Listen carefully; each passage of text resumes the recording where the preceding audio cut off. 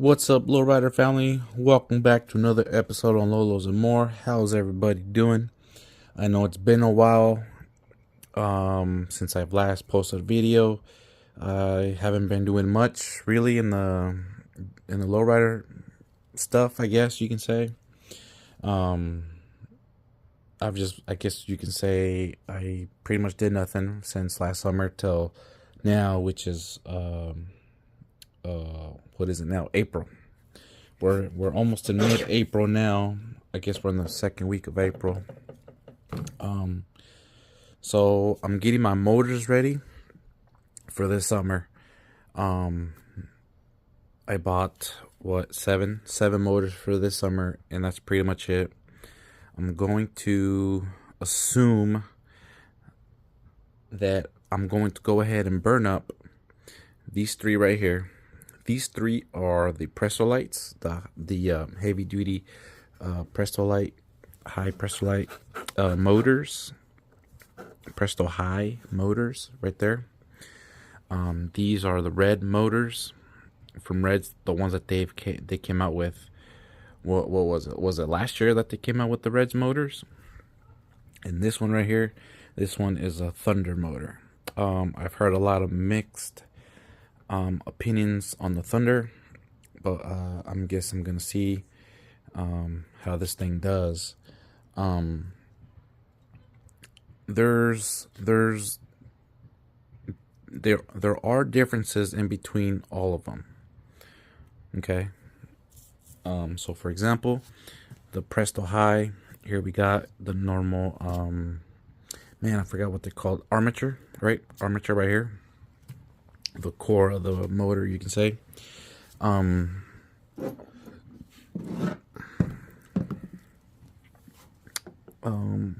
the Reds and the Presto High motor, they're the same size.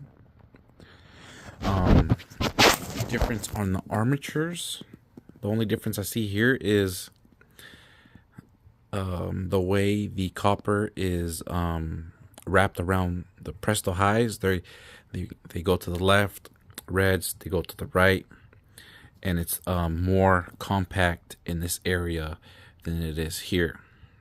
So that's the difference between Presto High and Reds, and that's pretty much all on the armature part between Presto High and Reds. Not much.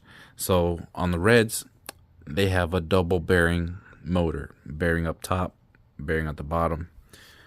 Presto High, just one bearing at the bottom, and then they give you this little washer right here. I don't even know what it is. It's a plastic, like a Teflon plastic washer that rides up against the cap right here, and then Presto High has that brass bushing inside, so that the shaft can move freely once it's spinning. Does it work? I don't know. A lot of people do just use Presto High motors just because they're kind of cheap, and you can just prep them as much as you want. Okay, this is the Thunder one. I wasn't gonna make a video of what I was doing, but whatever. Let's see. Here's the Thunder. I was putting it back together, so you can pretty much already see a difference. The armature is still the same length. Just on the Thunder, this section right here is a lot taller than the rest, and the wire is going in the same direction as the Reds right here. Is there a real big difference? I don't know. Which way do the motors spin? I haven't paid attention, so I don't know which directions the motors are really spinning when you put power to them. But they're going in the same direction as the Reds, but this area is just a bit taller. I mean, why? Why would it be taller? No idea. But that's how they did it. Okay. So, and and then once again, Thunder has a double bearing at the bottom and top, and that's pretty much it. No real difference, right? And we're just looking at these little sections right here, and you know which comes with bearings, extra bearings, and which one doesn't. The Thunder motor cap, nothing special, just for the bearing to slip in there and run. Same with the Reds cap, same hole, but they put grease in there. I'm going to do the same to the Thunder motor before I put it back together completely. And the Presto High cap right here, just with the brass bushing in there. So the differences between the caps, I mean, besides design and look, the outside doesn't really matter. The inside on how the companies prepare the motors. For example, the Reds, they put that heat shrink covering pretty much the whole bolt.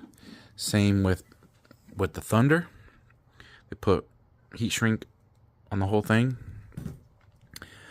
Presto High does not. I don't know if you can tell. Let's see. They only put a small section up to here, right here where my thumb is. And then what I ended up doing is I coated it with liquid electrical tape the rest of the way, instead of putting heat shrink. So I just did this right here, liquid electrical tape on the rest of the rod. And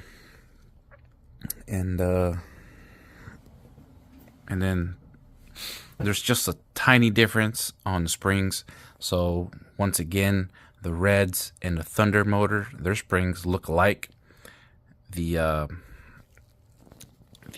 Presto Highs a little different. So the only difference is, if you can see, you see how the ends on the Reds and the Thunder motors, there's a loop. They looped the ends. That's pretty much it. On the Presto Highs, they're not looped. They have a J-hook. They look like the same spring and everything, just Presto High has a J-hook. It's not bent back like Thunder and Reds like that.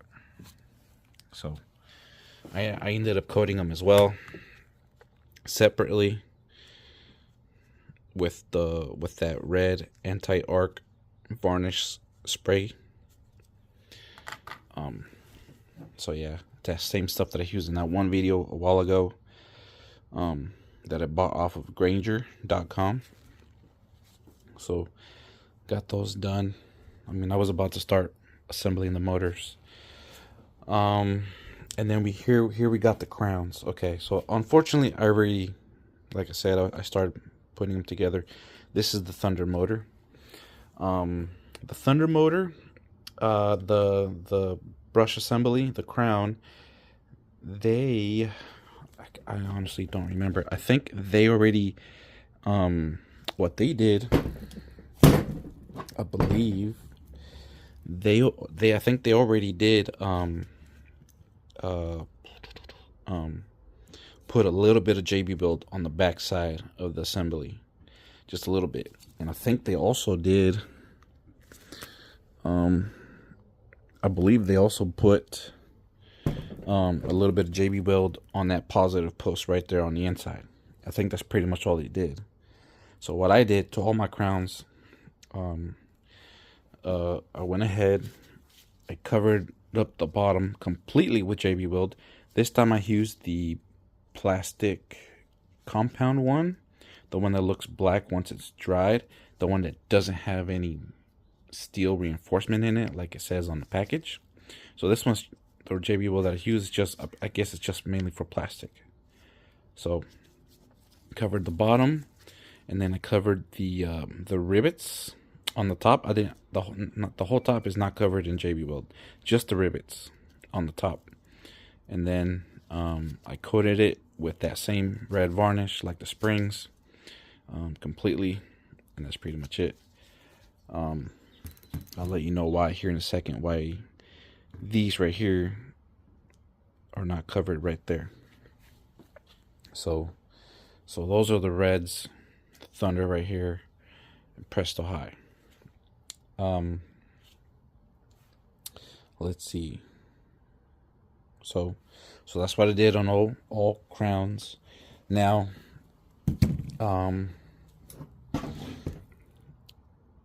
the brushes on the reds are a lot longer for more life, I guess, of the motor. For you know, that's pretty much all I'm getting at.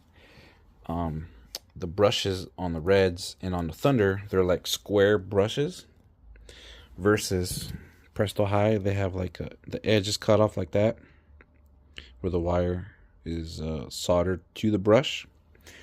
And the brushes on the Presto High, they're not long, so they're really short. See, these are pretty long brushes, and they're square. So same with the Thunder. And then on the Thunder and the Reds motors, their crowns are circle on the inside, and not so much on the Presto High. It's kind of square circle. This time around, I'm not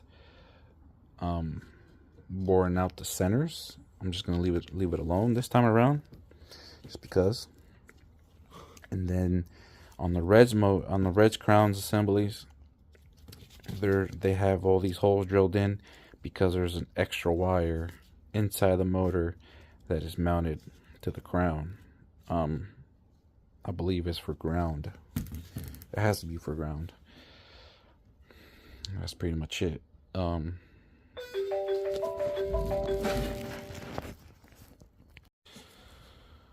Sorry, we got cut off. One of my kids were just calling me. So, Reds has an extra wire inside the motor casing for ground, and it's this little red wire right here. Help to ground. So that's what I did. I mean, not what I did, but what I ended up buying. Just different motors this time because I wanted to try them out. Because apparently the Reds are pretty good. I guess we're gonna see what actually holds up and what doesn't. The Thunder motor already came double prong, and it already came drilled with vent holes. There's 3 around it.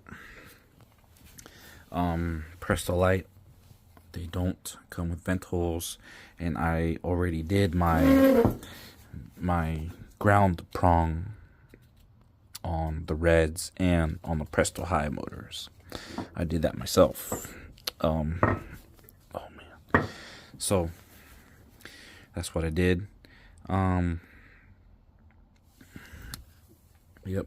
No vent holes on the Reds either. And one thing that I did notice is that the Reds motors, they have like it seems like more copper around these plates on the inside versus all the other ones. So hopefully that means more durability to last longer. I don't know. I mean, I guess we'll see. And what I ended up doing on these as well, I went ahead and coated it with that same red anti-arc spray, and with the liquid electrical tape stuff, I went ahead and I covered all of the contacts with it to help make it last longer. Hopefully it helps. I don't know. I really don't know. But I'm taking as many measures as I can to prevent any arcing.